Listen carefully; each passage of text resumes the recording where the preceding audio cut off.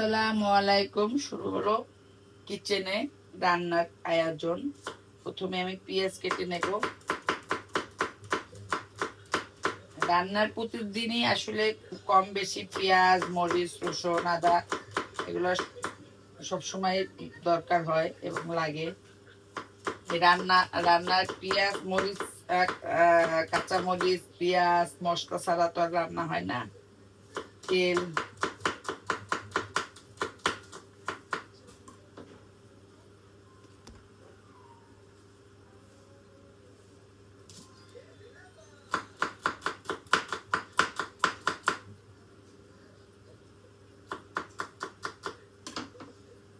পেঁয়াজ কাটা শেষ। পেঁয়াজ গুলা সব তুলে নেব এখন।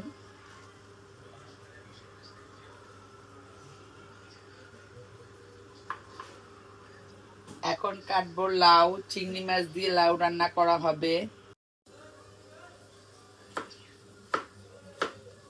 এক সাইজের লাউ যদি না কাটা হয় না, লাউটা দেখতেও ভালো লাগে না, সৌন্দর্যটা বাড়ে। কাটার উপরে সৌন্দর্যটা বাড়ে। লাউটা যদি এক সাইজে এক মাপের কাটা হয়, সে লাউটা একটু দেখতেও ভালো লাগে, রান্না করতেও একটু অন্যরকম লাগে। হয়ে গেল লাউ কাটা।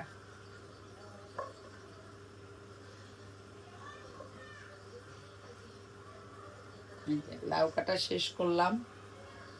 নিলাম ঢেঁড়স। ঢেঁড়সটাও আমরা আজকে চিংড়ি মাছ দিয়ে রান্না করব।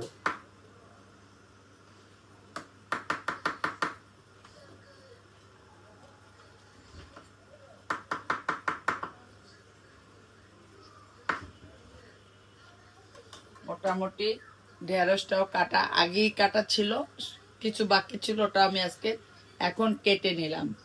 এটাও চিংড়ি মাছ থেকে রান্না। তার সাথে ডিম সিদ্ধ করলাম, 2টা ডিম ভুনা করা হবে।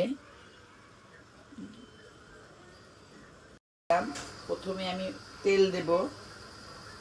এটা এটা এটা এটা শুরু করব ঢেঁড়স ভাজি, ঢেঁড়স রান্না, চিংড়ি মাছ থেকে ঢেঁড়স রান্না। এটা দেব আমি লাউ চিংড়ি মাছ দিয়ে। দুটো রান্নাই পাশাপাশি একসঙ্গে বসিয়ে দেব। প্রথমে পেঁয়াজ দিব।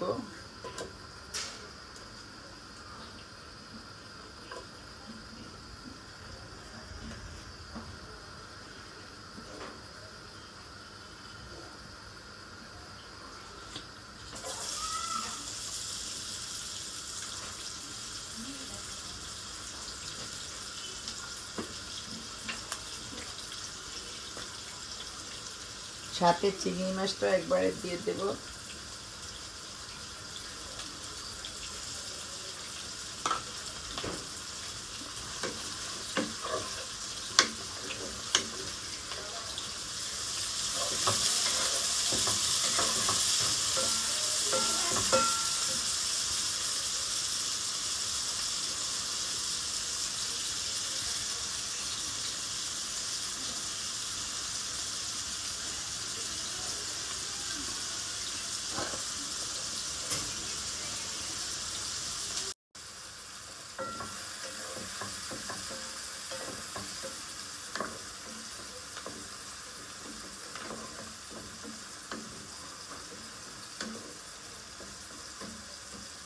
পাশে দুধ জাল দিতেছি, গরুর দুধ রাখি আমি, ওটাও মানে রান্না চলতেছে। লাউ, আসলে লাউ এবং ঢেঁড়স ভাজি করবো না, ঢেঁড়সটা তো রান্না করবো। তো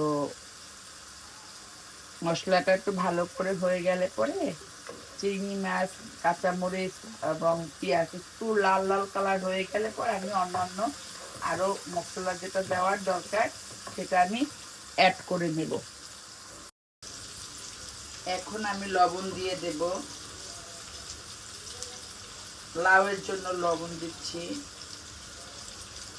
ঢেঁড়সের লবণটা আমি এখনই দিয়ে দেব, কারণ দুইটা একসঙ্গে বসিয়েছি আমি। তারপরে ঢেঁড়সে একটু হালকা মরিচ দেব, লাউয়ে মরিচ দেব হালকা। তারপরে একটু হলুদের ফাঁকি দেব। শুরু হয়ে গেল রান্নার আয়োজন।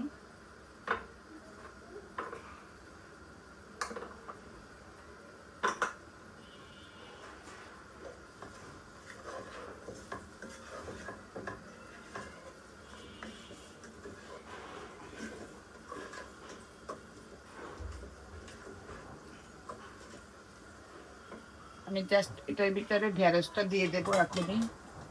ঢেঁড়সটা দিয়ে দেবো।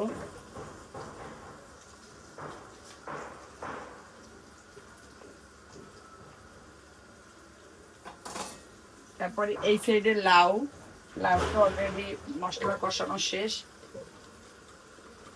লাউটা আমি আস্তে করে দিয়ে দিলাম।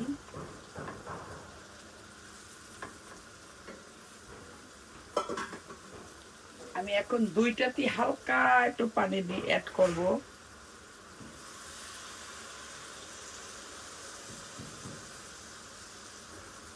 তারপরে ফাইনাল লুক দেখাবো।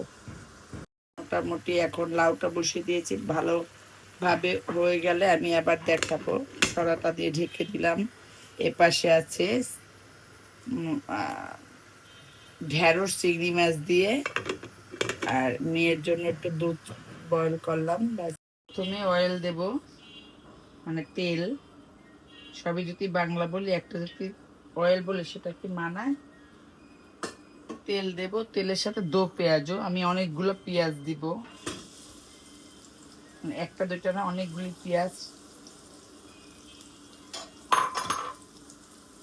এটা মোটামুটি একটু মানে একদম বেস্তা মতো করব, লাল।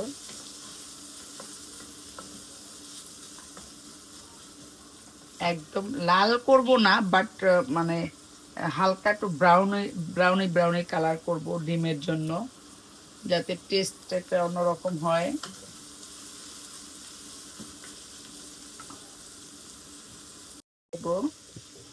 প্রথমে দেব লবণ,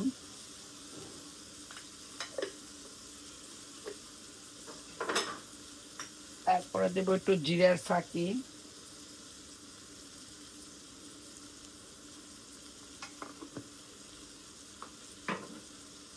তারপরে দেব একটু হলুদের ফাঁকি,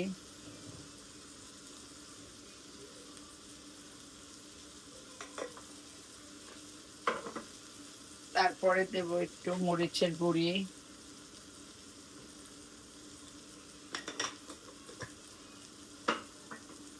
তারপরে দেব একটু ধনিয়ার গুঁড়ি।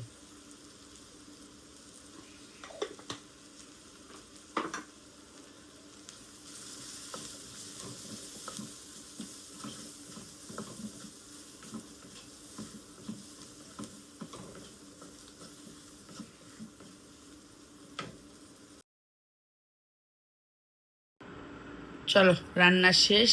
এখন দুপুরের খাবারের হলো ঢেঁড়স চিংড়ি মাছ, লাউ চিংড়ি মাছ। এই তো, কেমন হয়েছে? ভালো থাকবেন, সুস্থ থাকবেন। আল্লাহ হাফেজ।